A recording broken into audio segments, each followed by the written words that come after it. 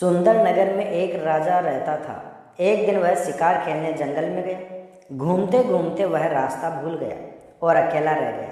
थककर वह एक पेड़ की छाया में लेटा कि उसे एक ऋषि कन्या दिखाई दी। उसे देखकर राजा उस पर मोहित हो गया। थोड़ी देर में ऋषि स्वयं आ गए। ऋषि ने पूछा, तुम यहाँ कैसे आए हो? राजा ने कहा, मैं शिकार खेलने आया हूँ। ऋषि बोले, बेटा तुम क्यों जीवों को मारकर पाप कमाते हो? राजा ने वादा किया कि मैं अब कभी शिकार नहीं खेलूंगा। खुश होकर ऋषि ने कहा, तुम्हें जो मांगना हो मांग लो। राजा ने ऋषि कन्या मांगी और ऋषि ने खुश होकर दोनों का विवाह कर दिया। राजा जब उसे लेकर चला तो रास्ते में एक भयंकर राक्षस मिला और बोला, मैं तुम्हारी रानी को खाऊंगा।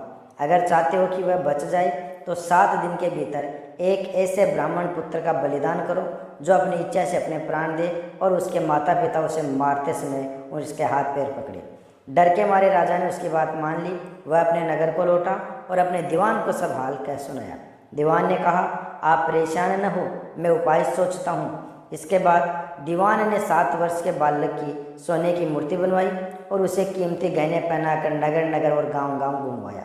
यह कहलवा दिया कि जो कोई 7 वर्ष का ब्राह्मण का बालक अपना बलिदान के लिए तैयार होगा और बलिदान के समय उसके माँ बाप उसके हाथ पैर पकड़ेंगे, उसी को यह मूर्ति और 100 गाँव मिलेंगे।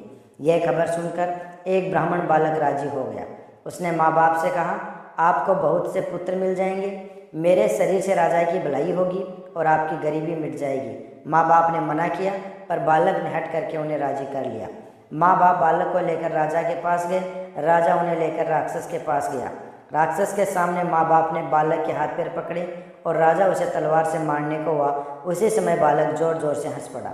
इतना कहकर बेताल बोला, हे राजन, यह बताओ कि वह बालक क्यों हंसा? राजा ने फौरन उत्तर दिया कि डर के समय हर आदमी रक्षा के लिए अपने माँ बाप को पुकारता है। माता पिता न हो तो पीड़ितों की मदद राजा करता है।